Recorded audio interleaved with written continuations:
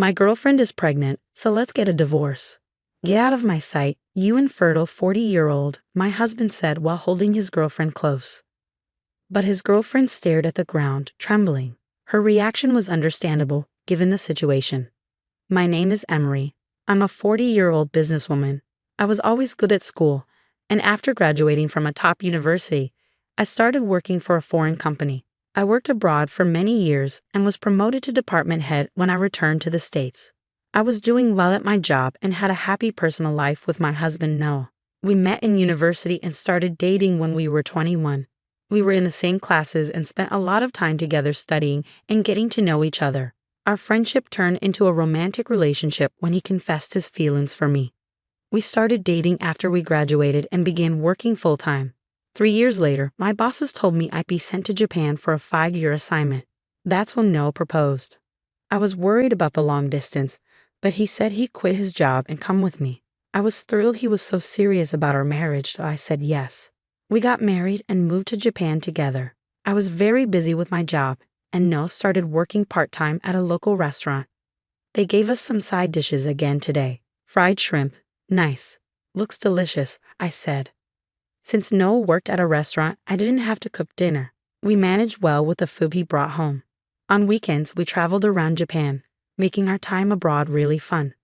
5 years flew by, and we returned to the U.S. I started working at the central office of my company and became very busy. With his experience from working in Japan, Noah was great at cooking, so he got a job at a restaurant back home too. Our work and married life were going well, but we had one problem. We couldn't have kids. We were in our 30s, and I started wanting a baby. No matter how much we tried, I couldn't get pregnant. We went through fertility treatments, but nothing worked. 5 years of treatments didn't help at all. It was tough on both of us. Why couldn't we have a baby? I wondered. I felt like I had no value as a woman. After spending a lot of money and putting my body through so much, we finally gave up. We decided it would just be the two of us.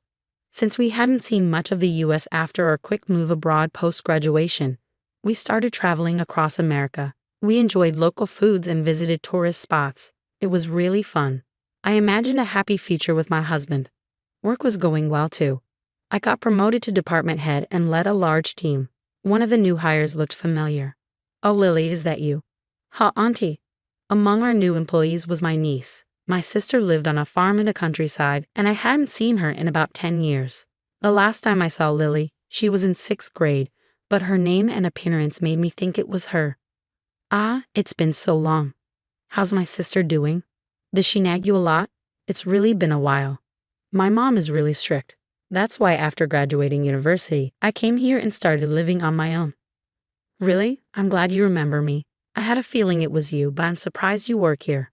It's also a surprise for me to meet you like this. Are you a clerk or something?" "Huh? Ah, not really." "Oh, really? I thought you must be a part-time clerk. Most people working here are young and energetic." "Huh." I felt like she was trying to insult me, suggesting that someone my age didn't belong here. When we last met 10 years ago, I thought she was a nice, honest child, but now she seemed quite rude. Should I teach her some manners? It was time for our daily morning meeting, and the new employees introduced themselves. My niece spoke with a somewhat pretentious tone. "There are so many young, cool, and reliable seniors I can turn to here. I will do my best once I learn the ropes." She put on a cute face, making the male employees visibly impressed. Hearing her emphasize how young everyone was made me even angrier. But I kept my cool. Afterwards, I stood up and introduced myself to everyone. "I'm the department head, Emery. We really value the fresh perspective new employees bring to the company. We'll make sure to guide you, so please do your best and don't worry too much about making mistakes." Everyone clapped when I finished. My niece looked at me with wide eyes and a guilty expression. During lunch break that day, Lily came up to me. "Ah, Auntie, no, department head." "What is it?" "Well, I'm sorry." "Sorry for what?" I asked a bit sharply. For thinking you were just a part-time clerk and saying that most of the people here are young." "You realize that was rude, right? I'll let it go this time, but if you act like that with others, like with customers, it could cause trouble." "I understood. I'm really sorry." Lily seemed to understand her mistake, so I decided to forgive her. "Ah, really? The company Lily started working at is your job?" Have you forgotten the name of my company? You focus so much on vegetables that you've forgotten everything else. Well, you're not entirely wrong. I'm glad she's with you. Please keep an eye on her for me. Sure, I'll do that. After speaking with my sister on the phone, I did my best to teach my niece about the company, making sure to treat her the same as the other new employees. You made a mistake in this document. Be careful. Got it. I might have seemed strict, but Lily wasn't performing as well as I had hoped, so I did my best to guide her. She always responded with enthusiasm and listened carefully. However, I soon discovered what kind of person Lily really was. One rainy lunch break, instead of going out to eat, I bought a lunch set from a nearby deli. I planned to heat it up in the break room microwave and then eat at my desk. As I headed towards the break room, I heard some of the new female employees talking. Among them was Lily. I was just going to use the microwave, so I approached the door without thinking much of it. But then I heard something shocking. That old lady is so annoying. I'm sick of it. I couldn't believe my ears. Was she talking about me or someone else? Curious, I stopped and listened. Lily continued.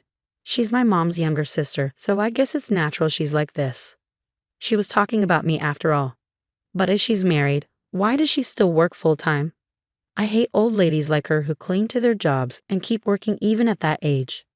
I was stunned. Is that what my niece really thought of me? Her comments were so harsh. I had been trying hard to teach her politely, but she had such a low opinion of me. I might have been strict at times, but I never went too far. Why did she have to speak like that? While Lily acted like a good girl in front of me, hearing her speak like this behind my back made me feel conflicted. Once her training period was over, Lily had to work independently, but she made mistake after mistake. She worked carelessly and caused problems for many people. Naturally, this frustrated everyone at work, even the male staff. I couldn't understand how someone like her was hired. Despite graduating from a well-regarded university, her memory was terrible. I started to question whether her academic credentials were real. It took my colleagues and me a lot of time to fix her mistakes. Her presence made our workload heavier than usual. Around this time, my relationship with my husband was also facing difficulties. "Hob working late again?" he asked. "Yeah, I'm sorry. Please go ahead and have dinner without me." "Fine. I already cooked for both of us, though." "Sorry, I'm looking forward to the leftovers when I get home." Noah wasn't happy about me working late. When I came home, he was often in a bad mood and sometimes already in bed. Since he worked in a restaurant, weekends were busy for him, and he frequently go out drinking with colleagues, not coming home until after midnight. Because of this, we spent less and less time together. I never thought we'd end up like this after getting along so well for so long. Meanwhile, my niece started causing more problems at work. She began taking regular time off, claiming she felt unwell. Despite her mistakes and the issues she caused, there were still tasks she could handle. But her frequent absences meant others had to cover for her, leading to more overtime for everyone. As the department head, I was unsure what to do. With worries piling up both at work and at home, I felt completely drained. One weekend, I was at home resting after dinner when my husband finally came in around 11 p.m. As he entered the living room, I noticed someone walking in behind him. "Welcome home." "Oh, we have a guest." I looked at the person with Noah. To my shock, it was someone I never expected. She looked triumphant, but her expression changed to one of shock when she saw me. My husband, oblivious to our reactions, began speaking. "This is my girlfriend." "Huh. She is." "Yeah, and I've decided to marry her." "Wait, what? Marry her?" "Don't be too shocked. She's pregnant with my child." "Excuse me?" "I'm going to take responsibility and marry her. She's only 18 years old after all." "What? 18? Don't get the wrong idea. She's already graduated from high school, so it's a legal relationship. Her getting pregnant shows me that I'm fine. It's your fault we couldn't have a baby," he said with a look of triumph. "My girlfriend is pregnant, so let's get a divorce." "Get out of my sight, you infertile 40-year-old," Noel said, wrapping his arm around his lover. But his lover, my niece Lily, stared at the ground, shaking with shock. Her reaction was understandable, given the situation. "What is the meaning of this, Lily?" I asked. Noel was surprised to hear me say his girlfriend's name. "Huh? You know Lily?" Without thinking, I started laughing. "That's right.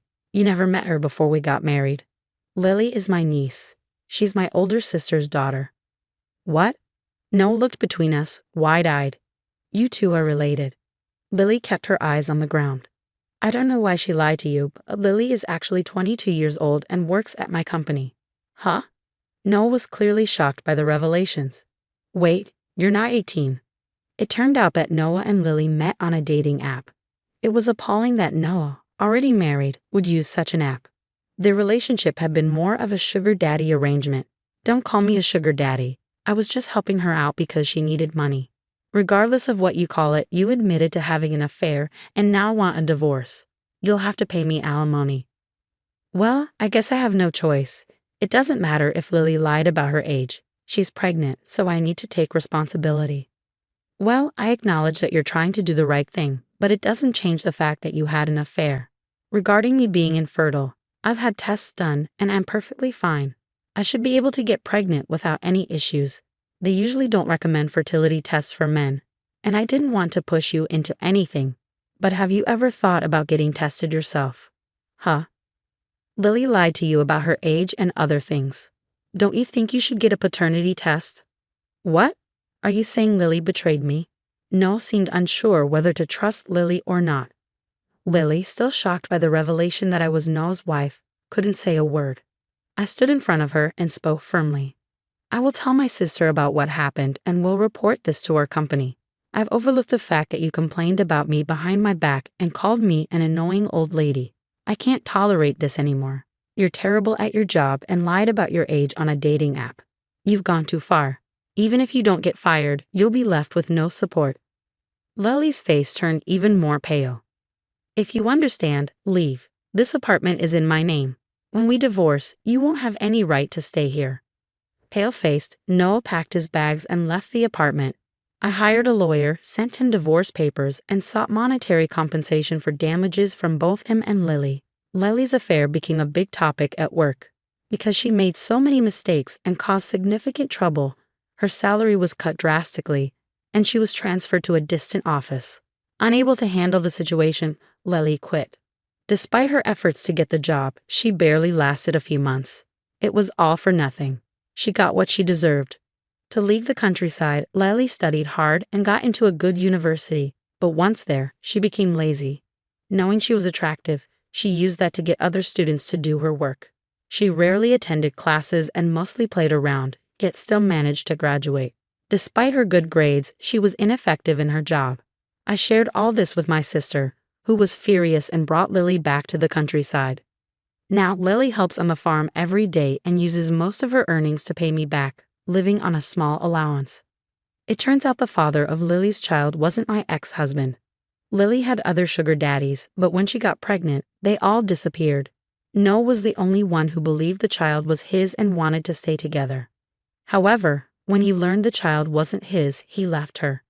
My sister plans to help Lily raise her child, which is part of why she brought her back to the countryside.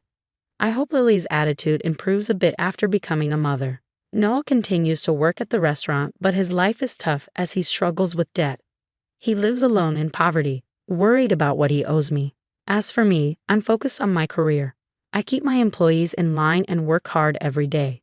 My worries have eased, and I hope to enjoy a fulfilling life moving forward. Thank you for watching.